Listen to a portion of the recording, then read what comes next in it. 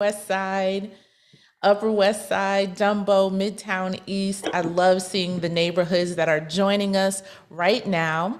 I'm going to ask all of our folks who we are putting what neighborhood or what borough you are zooming in from this morning.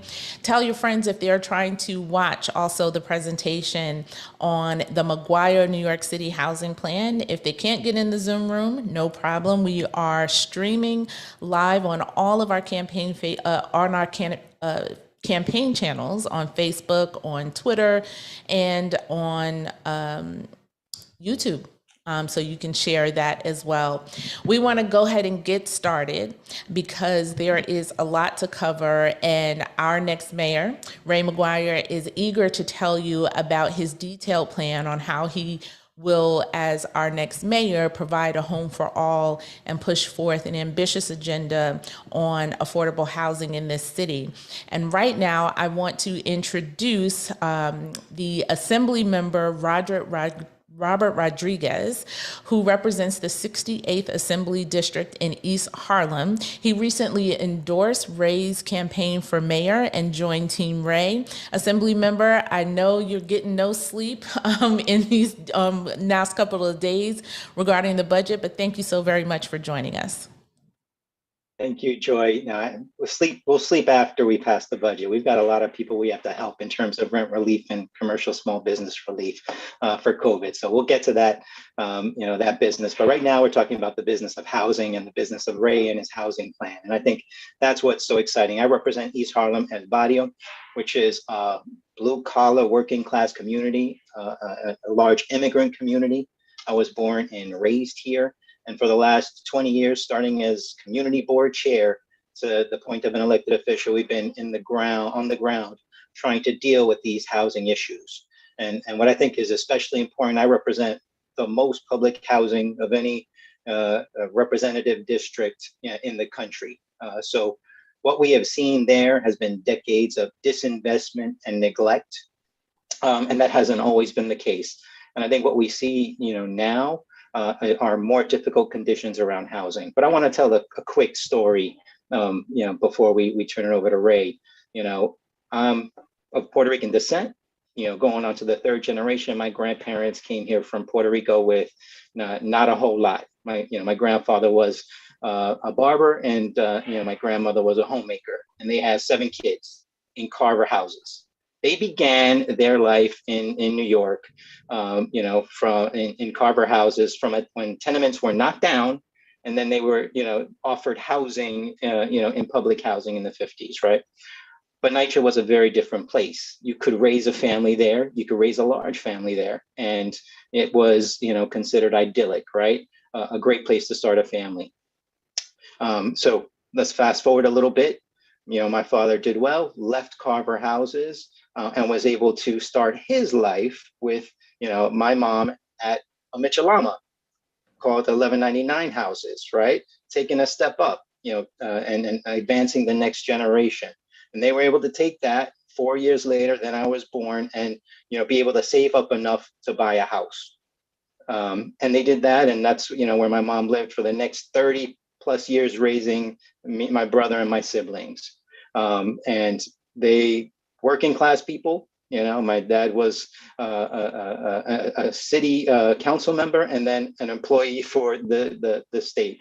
My mom was an administrator for the schools in DC 37. But what you're hearing is about the way things used to be. There was a pathway, there was a cycle, there was a way to advance, there was a housing system that allowed you to move up. And I think what we have seen, and certainly what I have seen, is that we are losing more affordable housing than we can build. NYCHA has been disinvested in, and the opportunities for ownership, even if you're making good money, even if you have 2 incomes, is now further out of reach. Now is the time for us to take action, to try and reverse this trend, to try and create a system where you can actually move up and move forward. And there's generational opportunities that are happening. And that's the plan that Ray is putting forward here today. That's the vision that he has for this city. That's the vision for housing that we need to have in this critical, pivotal moment when there are billions of dollars to be invested, whether it's in public housing or in stimulus dollars, to make sure that New York City recovers. But it has to recover for everybody, and it has to create affordable housing for everybody. And I think that's the goal and the vision. And with that, I just want to say thank you. I proudly endorse Ray. I believe that he has the skills and the vision to make that happen. I think this plan reflects, the dynamics that are happening in this city and a good way forward. With that, I'll turn it over to you, Ray, and thank you. Thank you, Assemblymember Rodriguez, for being here today and for that inspiring introduction. Your parents and all that you have experienced and the place from which you come to get to where you are is a true inspiration to all of us and an example of what's possible in New York City, at least what used to be possible. And we need to return to that era of possibility. And so partnering with you, given the respect and admiration that you command in your neighborhood, around this city and around this state and around this country, it's an honor to be able to partner with you. Good morning to you all, and thank you for joining me for the unveiling of the McGuire Housing Plan for New York City. New York, we're in a crisis. Our city has been through extraordinary challenges in the last year. And as we begin to repair the damage, we got one shot to get the city's recovery right. One shot to put New Yorkers back to work. We got one shot to bring safety and opportunity to every community and to address what have been historic inequities which have been made worse by the pandemic. We got one shot to address the housing crisis that has plagued this city for far too long, as the Assembly member has pointed out. Right now, New Yorkers, we got 40,000 of us who are in danger of eviction and more than 50,000 who are experiencing homelessness. I understand the fears and anxieties that so many of us have today. I remember my mother facing agonizing choices about how to keep a roof over our heads and would she pay the electricity bill or grocery bill. I didn't have a dad, so my mother was there to make certain that my family and my two brothers and me, along with my grandparents and half a dozen foster children, had a roof over our head, had food on the table, had a decent place to live and a place to feel safe. And that's what my vision for New York City is, one where every family can afford a place to live and where communities come together to build housing for all New Yorkers. And I came to New York 40 years ago, and I've been a New Yorker ever since. When I moved here, the city was expensive, and it's only become worse. And why is that? It's because those trying to solve these problems have been the same old politicians doing the same old politics as usual. And in the interest of trying to secure their next election, they've caved over and over again to the NIMBYs and allow the endless fights to continue, and we suffer. I'm new to politics, which means you can count on me to make decisions based on what delivers results for New Yorkers and without concessions to special interests. I also have the experience and leadership to meet this moment and actually get things done. But being new also means I come with fresh ideas. I know that money alone will not solve this problem. We have to rethink how we build truly affordable housing in our city. Too many New Yorkers don't have a home or can't afford one. Unfortunately, right now, New York's housing market is in a state of emergency. The impact of this crisis is most acutely felt by our lower income New Yorkers who struggle to make rent or may find themselves pushed into homelessness. Middle-class families are also finding the city's increasingly unaffordable. Since 2009, in the past 11 years or so, more than 44,000 Black homeowners have left the city. Many have gone to cheaper southern states, and they're not alone. In many of our cities, small property owners, small business owners that live in our communities find themselves at risk of foreclosure. To make matters worse, this housing crisis is exacerbated by our economic crisis. Since 2010, New York City has added only one net unit of housing for every 5 jobs. This lackluster pace of new housing has created rents that have gone up, making it hard for New Yorkers to move to the city and for companies to recruit and expand talent. It's just too expensive. Some neighborhoods, including both the Upper East Side and West Sides, are actually losing housing stock. This is untenable. And if we're going to launch the greatest economic comeback in this city's history, we'll have to solve this housing crisis amidst the greatest comeback. My plan will help New Yorkers move up the ladder of opportunity, which is what the Assembly member referenced when he started out. It will help get more people out of homeless shelters or prevent them from losing their homes in the first place. It'll give NYCHA residents safe, quality housing and a voice in what happens to their developments in their homes. It will drive down rents, build more affordable housing for seniors, and importantly, which is the goal, put more homeownership within reach for all New Yorkers. Listen, we have the political will to do this, and I know we do. Then together we can build a city where every family has a home. Nobody pays more rent that they can afford, and all New Yorkers can realistically dream of someday owning a home. That's my vision for New York City. Now let me talk about how we get there. The first step has to be to reduce the number of our people living in homeless shelters or on our streets. Last night, more than 50,000 New Yorkers spent the night in a shelter. Roughly 16,000 of them were children. We spend over $3 billion on homeless services, more than double the amount that we spent in 2014. This is both an economic crisis and it's a moral failure.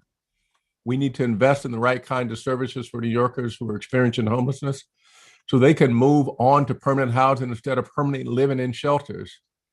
I will ensure that all shelters provide access to tailored support services, including mental health care, job training, which is so critical, and job placement, and childcare. I'm also going to simplify the bureaucracy. We've got to streamline the services across the agencies. I'll hold our city employees and service providers accountable for moving people from shelter into permanent housing and make sure they stay there. And we have to shift investment to the most successful operators. What happens over time is this reduces dependence on shelters, especially the temporary shelters. It will free up funding that allows us to pay more for rental assistance or supportive housing, and it creates a virtuous cycle. Now let's focus on this. Seniors are one of the most fast-growing demographics in this city.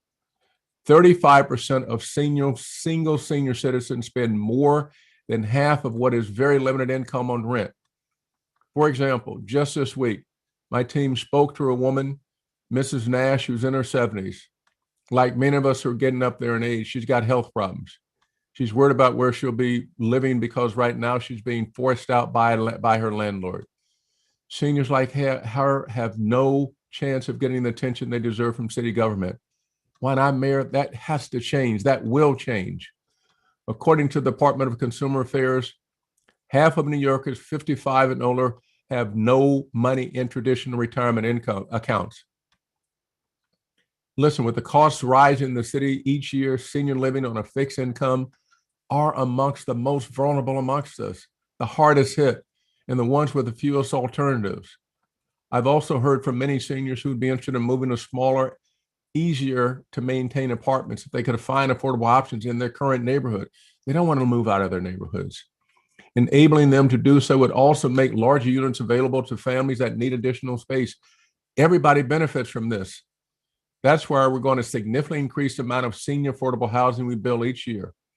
My plan is to dedicate up to $500 million to create affordable housing for low-income seniors that will be equipped with on-site services that New Yorkers need to thrive, especially as they age, so someone like Mrs. Nash can enter retirement with peace of mind.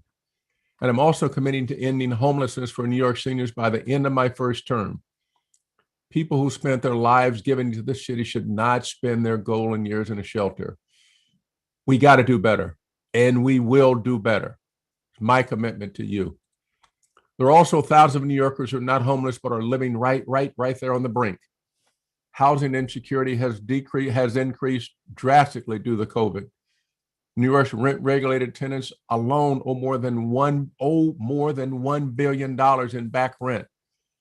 It's a crisis for the tenants who risk eviction and also for the small property owners who can't pay their own bills and face foreclosure. Now, federal aid will help address the largest share of outstanding rent, and I'm going to fight to expedite this funding. Renters and landlords need their fair share of relief, and they need it now. However, even after federal funds are gone, there's likely to be a number of New Yorkers who have lost their jobs and need assistance. That's why I'll provide $400 million in housing subsidies and increase the maximum value per family so it can actually cover the cost of housing in New York City.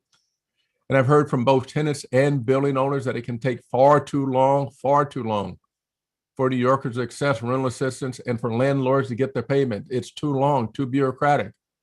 And I'm going to address the bureaucracy and accelerate approval so that the rental subsidy is not an empty promise, but a pathway to stable housing. And we'll make sure that these subsidies are accessible to undocumented immigrants who today can't qualify for federal aid. Because 84% of individuals have legal representation stay in their homes, my plan is to expand legal assistance for tenants who face eviction and homeowners facing foreclosure. By the way, it's not just residents that find themselves in need of assistance. I'll offer legal assistance to the small property owners who are in danger of foreclosure to help them keep their buildings.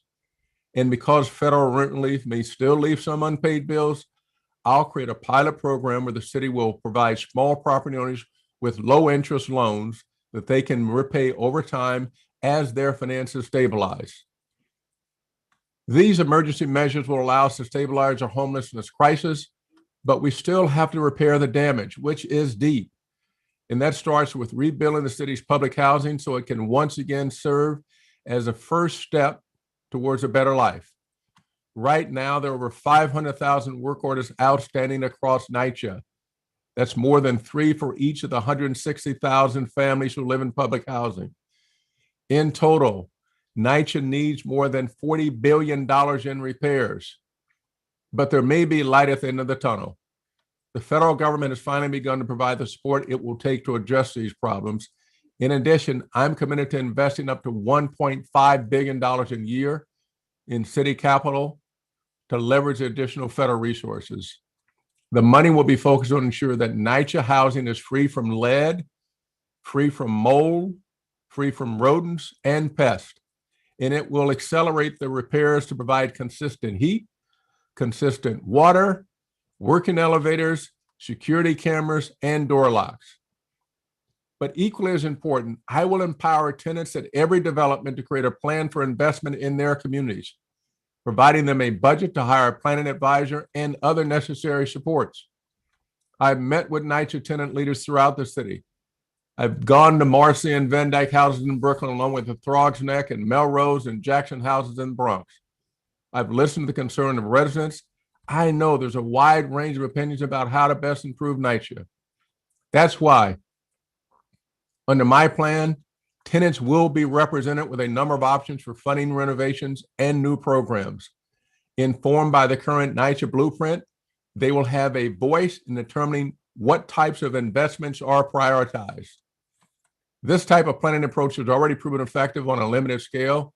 For example, a tenant-led Chelsea working group is aligned around a community plan that includes the use of the federal RAD program to fund improvements. Tenants need to be at the table. Working together to rebuild NYCHA must begin by reestablishing trust with the tenants. It's been breached, which is why I've committed to the contract with all residents of NYCHA, and I expect for you to hold me accountable. Now, even as we address the issues at NYCHA, we know that it will not come close to solving the underlying affordability crisis in our city. The only way to do this is by dramatically increasing the amount of housing throughout the city so that the supply can start to catch up with the demand. It is way too expensive. My plan commits to spend $4 billion in capital a year on affordable housing. I'll double the city's current level of investment. And the majority of that money will go to build deeply affordable housing. What does that mean? That means housing for a family of 3 earning less than $51,000. We can solve this problem through the city subsidy and rent regulation housing alone. As I mentioned, the rate at which we're building new housing is not close to meeting demand. That's driving up prices for everybody. So my plan would increase the amount of housing in New York City by 10%, or specifically 350,000 units over the next 8 years. That's roughly double, 2 times the current rate of new housing construction. I recognize it's ambitious, but the scale of this problem demands that we have this ambition. We cannot solve for anything else. We cannot settle for anything else. To reach this 10% target, I will advance a citywide rezoning during my first year in office. It'll be tailored to the needs of individual neighborhoods, but make no mistakes, this is a citywide crisis, and every neighborhood has got to do its part. We will create opportunities for new residential construction as well as investment in parks, transit infrastructure to deal with the transit deserts, schools and childcare centers. We need affordable workspace and all the other community needs. The process will begin with community input, supported by community development organizations, city planning staff, and other experts. This type of citywide approach is a departure from the piecemeal rezoning that contributed to what has been a spectacular land rush in neighborhood after neighborhood, which drives the prices up for renters and potential home buyers. It will reduce the bureaucratic delays that waste taxpayer dollars and add legal and administrative costs to development, which ultimately, as we all know, raise the price of housing. Many rezonings have been held up or abandoned because of a relatively small number of specific disagreements between city officials and community members. And this is a very vocal group of activists in the city that oppose any kind of change. But most of the areas of the city contain locations where a majority of residents could support additional density, particularly along major thoroughfares and near transit hubs. I know that neighborhood-driven approach is likely to meet with some opposition. I'm okay with that. I'm prepared to expend the political capital that I will have that will be necessary to get this done. We got to move beyond the zero-sum game that pits owners against developers and renters against landlords. Instead of gentrifying neighborhoods and forcing the longtime residents to leave, we need to build housing that brings New Yorkers together, and we need to start now. I'll also use every tool at my disposal as mayor to create more deeply affordable housing on city-owned properties. We can sell or transfer the air rights on city-owned buildings such as schools, health and hospital campuses, rail yards, brownfields to build more affordable housing in surrounding neighborhoods and the attendant ecosystem and services that are necessary. We can also create more micro apartments for new residents and convert hotels that are already being used for shelters or longer stays into permanent housing. And we can find opportunities to convert some Midtown office space into much needed housing, co-working, and creative spaces.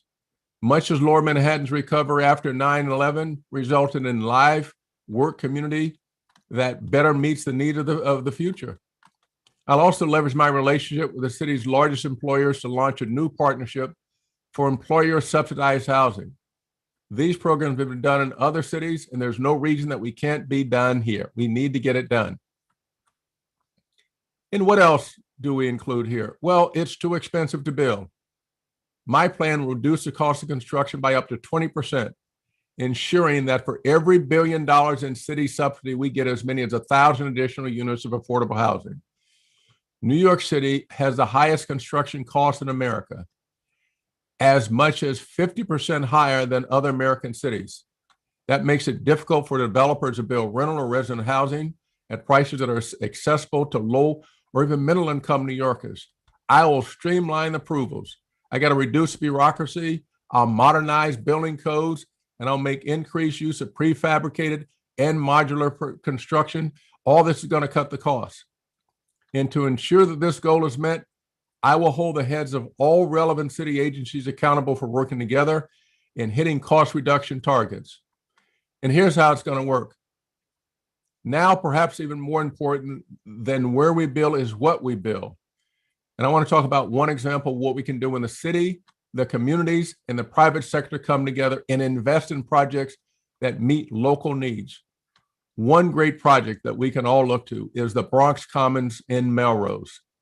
More than 305 apartments, 100% of which are affordable.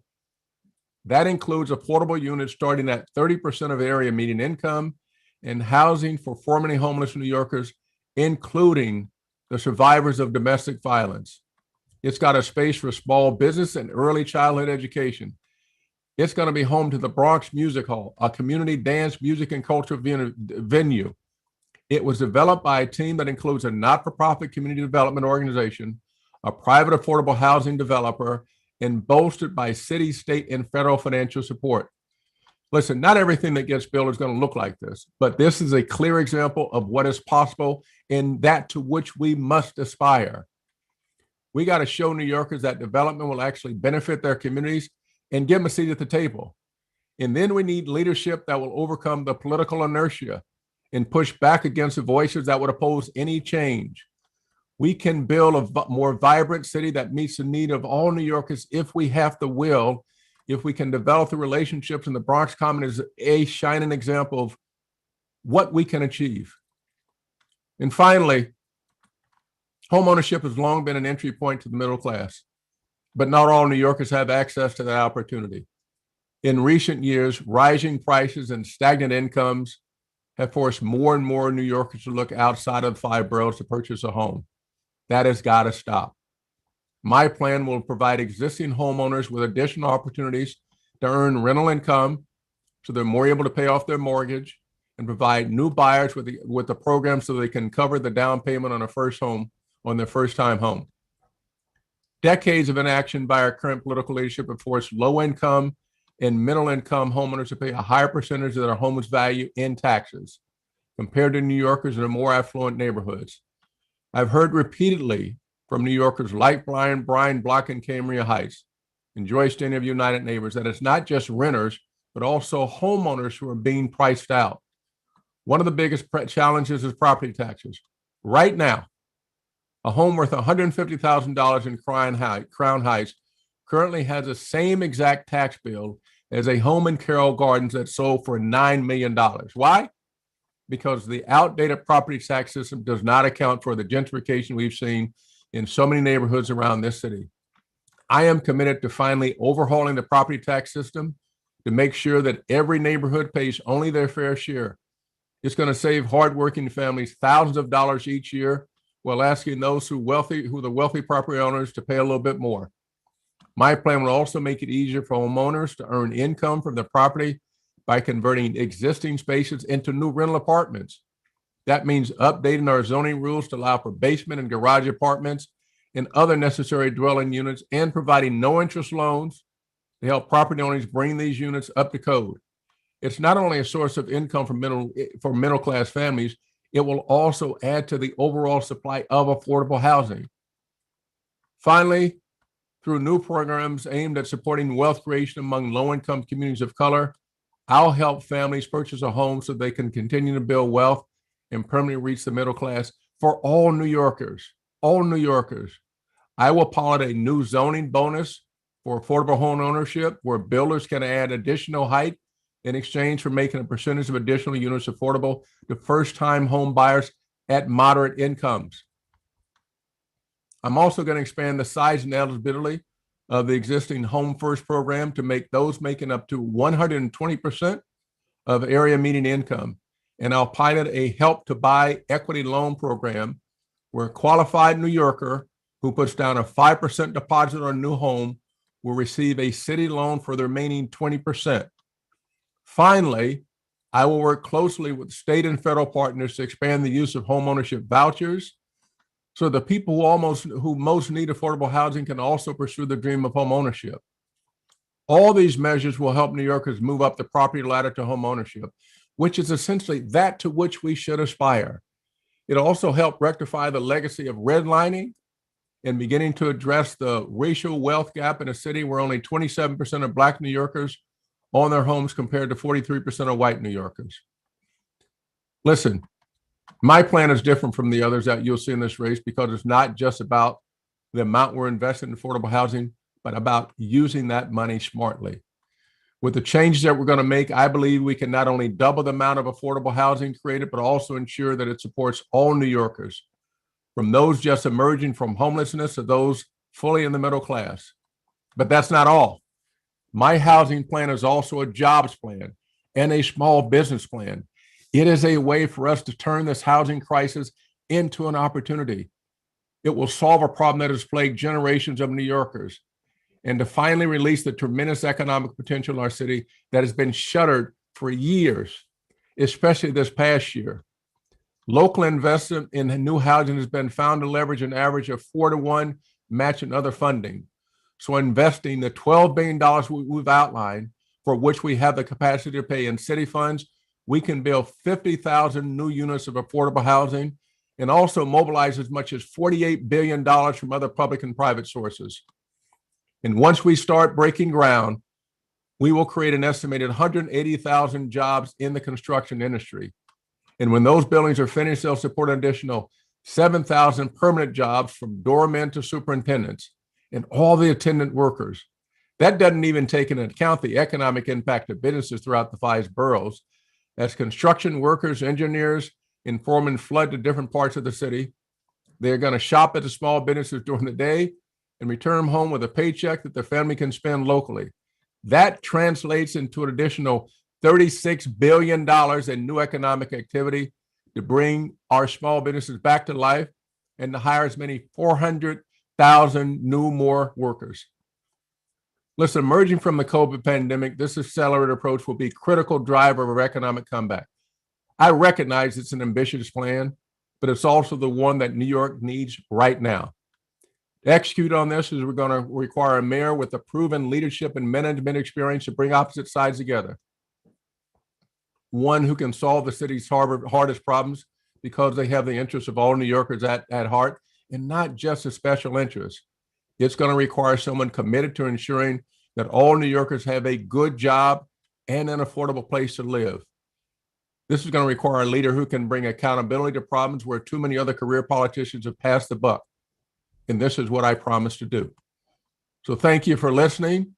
And now, if there are any questions outstanding, of which I'm certain there are many, fire away. Well, Ray, thank you so very much.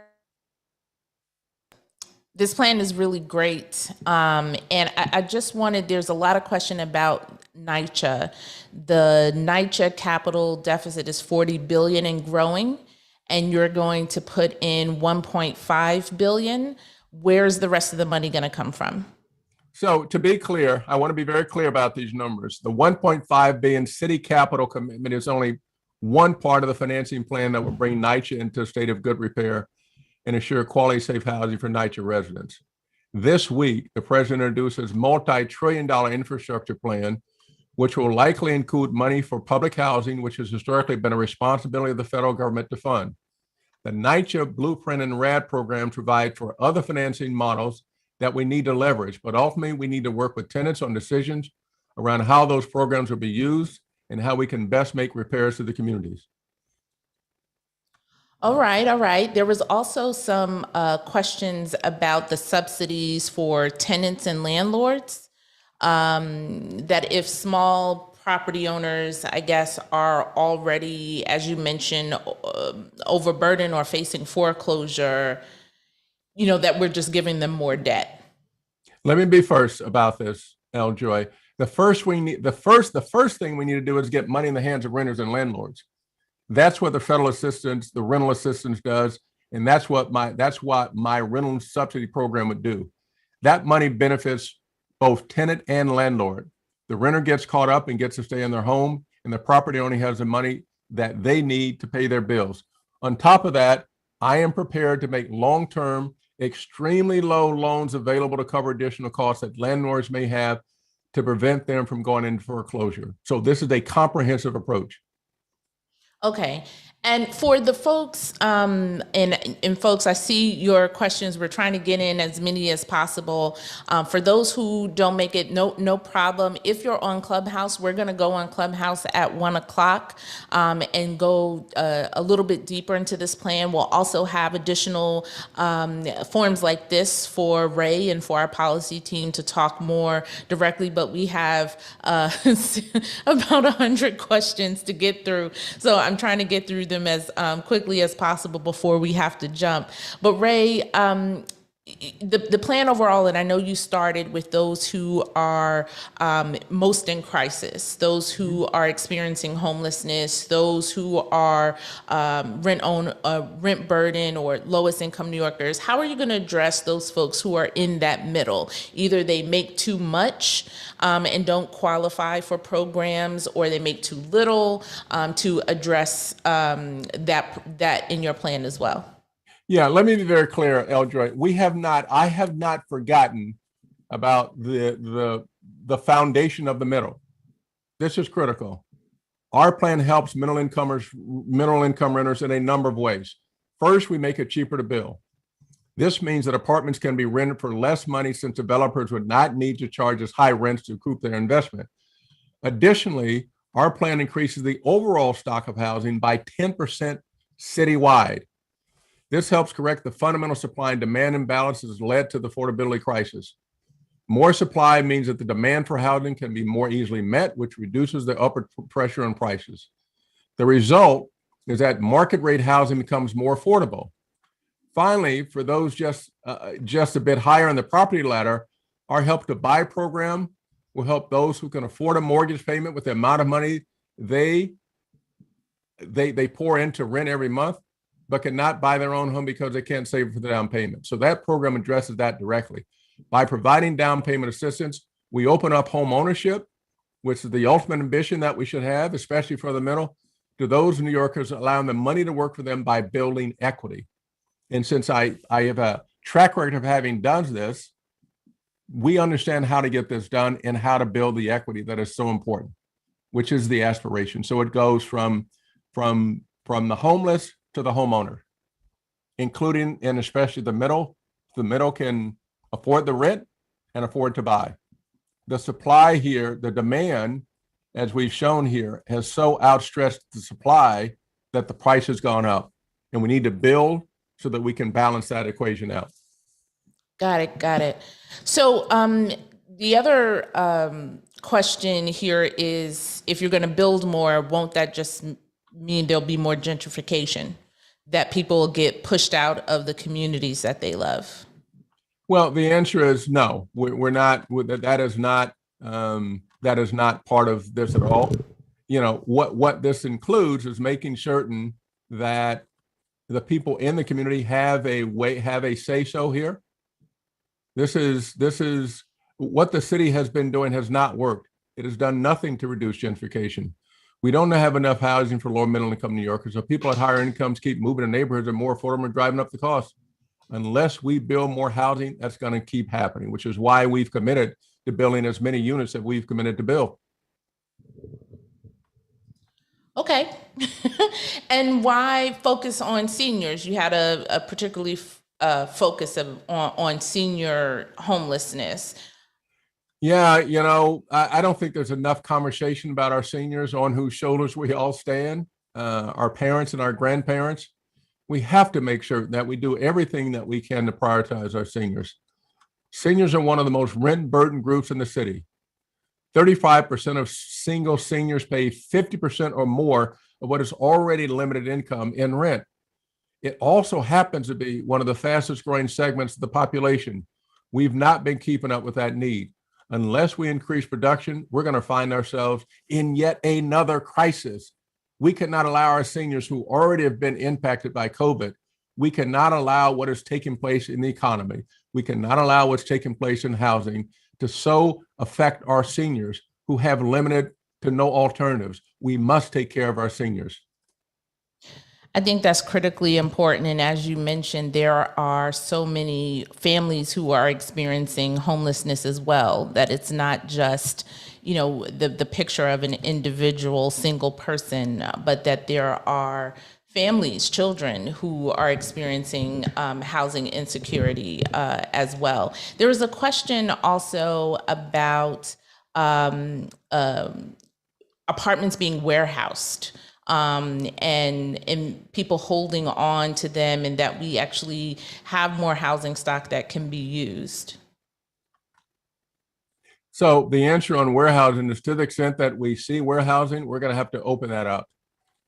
I mean, we simply cannot sit aside and with the conditions that we have outlined here in detail, we simply can't sit aside and allow those apartments which have been warehoused to go unused. We need to address that. We need to address it directly. All right. Well, Ray, is there any other closing remarks you want to give at this time? Listen, as Assemblymember Rodriguez started out with the promise that New York City held for his family and for his community, and that promise now being impeded by bureaucracy, by those who are playing to special interests, by those who have a different agenda. In order for us to meet that, we need leadership that is prepared to move forward. So the best days of New York City are ahead of it and not behind it. In the way that we do this, which has to have the highest sense of urgency, is to build truly affordable houses. This is not not only a legal obligation, it's a moral obligation. And if this city is going to achieve the promise for which many of us came to this city, we need to start now. And we need to have leadership that's got a proven track record of actually getting things done, as opposed to the advertisements of people who've been in positions and been in these positions for far too long, where we've gone backwards. So I would say I welcome all the questions. I am deeply appreciative of the audience. The plan, while ambitious, is achievable. I have a track record of having achieved things. And in this plan, given the sense of urgency, I have every degree of confidence that we can move forward, and so that we build the homes, that we make the city more affordable, and that this city can give us the kind of lifestyle to which we all aspire. So thank you for having me. Thank you for the time. And thank you, Joy, for the questions that have come from the audience. It appears as though there are numerous more. So if there are those of you who'd like to join on Clubhouse, we're going to be there filling more questions, but we're deeply appreciative of your time and sensitive to your time. So Joy, let me turn it back to you. Well, thank you, Ray, for sharing your plan for providing housing in New York City. Like Ray said, we'll be on Clubhouse at 1 o'clock to do a further deep dive with our policy team.